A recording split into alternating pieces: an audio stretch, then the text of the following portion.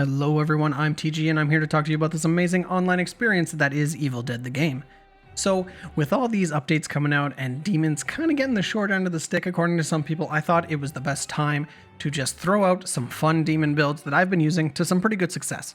And the one I want to talk about today is basically fast spawn Henrietta. This is something that I put together and I didn't think it would work, but I'm like winning way more games than I thought I would with it. And it's like kind of viable and it's also a lot of fun. So as you can probably guess, what we're doing is pouring most of our points into getting Henrietta out and making her more powerful. So the thing about the Warlord tree is it's kind of set up pretty weird, a little worse than Necromancer when it comes to boss abilities. Henrietta abilities are spread out throughout the entire tree. Now that's kind of a double-edged sword because on the one hand, you're upgrading basically everything. So, basics, elites, infernal energy, etc. It's all going to be upgraded a little bit, but on the other hand, you're not specializing in anything except for your boss, so you're really not going to excel anywhere else. So of course, what I'm going to do is I'm going to show you where I spend my points, tell you why I spend them there, and then show you a little bit of an example in-game of them in action. Now, first and foremost, I'm putting 2 points into Hemophobia, which causes the elite's blood splatter to increase the fear of survivors by 3. Unfortunately, you have to put 2 in this in order to progress down the tree, so I can't just get away with 1. Next is going to be a single point in high blood pressure, which is going to increase the range of the elite's blood splatter by 10%. And again, I don't really want that, but what I do want is to open up the tree so I can put 3 in Mrs. Nobi's quick comeback. This is going to increase Henrietta's stun recovery speed by 40%. Okay, already I see that you're scratching your head. You're like, what are you doing? I've never really seen anybody use this, but like I said, I was throwing stuff together and I didn't expect it to work, but it kind of does. You really do notice that recovery whenever you lose all your balance bar before you get your boss to max level. This is actually really useful whenever you run into those warrior heavy teams or the dreaded Annie 2 warriors and a hunter comp, because you're going to want to recover as fast as you possibly can because you're going to lose so much balance bar. And if you can just get 1 or 2 attacks out of it, I think these points are worth it. Now in the next row, we got some real garbage, but we have to use it to get deeper in the tree. 1 point in Speeding Train is going to increase the impact radius of the Elite's Deadite Smash by 15%. And 1 point in Coagulation is going to increase the duration of the Obscured Vision from your Elite's Blood Splatter by 10% as well.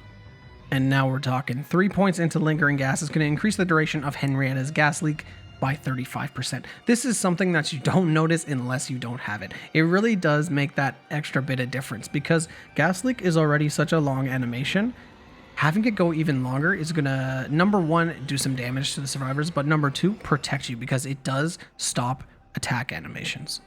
Moving on to 1 point in Rocksteady Elite, that's going to increase the balance bar length of your elite units by 35%, and usually I would say that's just garbage, but when you actually look at the numbers here, 35% is gigantic. That's the biggest single point increase to balance bar of any unit in the game. And lastly, I'm putting 3 points into Potent Gas. This is going to increase the damage inflicted by Henrietta's gas leak by 35%, and it's going to transform gas leak into something that just stops survivors' attacks, into something they have to kind of be careful of because the damage is going to start adding up eventually. Now I'm just quickly going to bang off these last 2 points up top because they are kind of leftovers, but that doesn't mean that they're not good. 1 point into Heavy Damage Basic is going to increase the damage dealt by basic units by 15%, and then 1 point into Heavy Damage Boss is going to increase the damage dealt by boss units by 10%. Now, when I say leftover points, what I mean is you're basically choosing between reducing the cooldown for your units or increasing the damage of your units. So for the purposes of this build, as I said, we want to get Henrietta out as fast as possible, so we're going to focus points down there instead. Moving on to our next row of goodies. What is any good Warlord build without Too Grossed Out to Run? Only 1 point in this, and it's going to cause your Deadite's puke ability to stop the survivors from sprinting if it hits them for 5 seconds.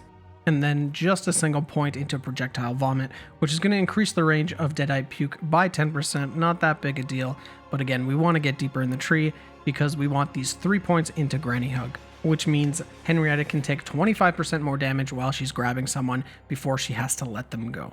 Now, again, these are 3 points that I never really see anybody use, and for good reason for the most part, but for this build, I actually don't think it's that bad because, as we all know, Granny Hug doesn't do a lot of damage.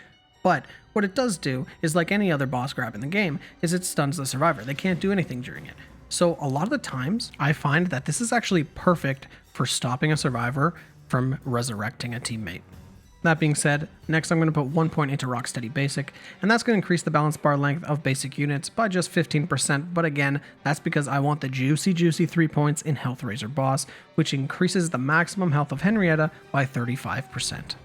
Moving on, I am just dipping my toes in the next line, 1 point into Too Grossed Out to Dodge, which means every time the Deadites puke hits survivors, they are also unable to dodge for 5 seconds, and 1 point into Acid Reflux, which is actually going to increase the damage of the Deadites puke by 5%. So again, that's minor, but we're only getting that, so we can use the 3 points in the next skill, which is Rocksteady Boss. And those 3 points are going to increase the balance bar length of Henrietta by 35%. I don't really need to tell you how important that is, because we're seeing so many balance bar builds these days with the survivors just melting your units. You're really going to be happy that you got that 35%. And finally, that brings us to the bottom of the tree, which if you look at it, it's like one of the best looking lines of any tree in the entire game. It's like absolutely bonkers how many awesome things are just right after each other. It kind of stumbles out of the gate though, because 1 point into Head Start is going to make you start the match with 10% of your total Infernal Energy. That's meh. But then you got some absolute bangers like 2 points into Test of Time, which causes the Pages and the Kandarian Dagger to take 20% longer to complete as long as you are within the radius. We're then putting 2 points into Portal Authority Basic, which reduces the Infernal Energy cost of basic portals by 15%. And then we're only going to put 1 into Portal Authority Elite, which is going to reduce the Infernal Energy of your Elite portals by 10% because we need this point later. But we are finishing off with 2 points into Portal Authority Boss, and that is going to reduce the amount of Infernal Energy required to place Henrietta by 15%. And finally, the Pierre de Resistance, we have our last 6 points. 3 goes into Gates of Hell Basic, which reduces the cooldown period between placing Portal Basics by 15%, and then 3 points goes into Gates of Hell Boss, which reduces the cooldown period between placing Portal Boss by 15% as well. Now, if you really want to give Henrietta, a little more of a bang for her buck, you could take 2 off of Gates of Hell Basic and throw it up to boss damage up top. However, I think because basics are pretty much the meat of your army, even though this is a Henrietta-based build, it's much better to put them into Gates of Hell Basic down here. So there you have it. And like I said earlier, it may seem like there's a few strange points peppered around, but give it a try because it's a lot of fun, number 1, which I think is most important.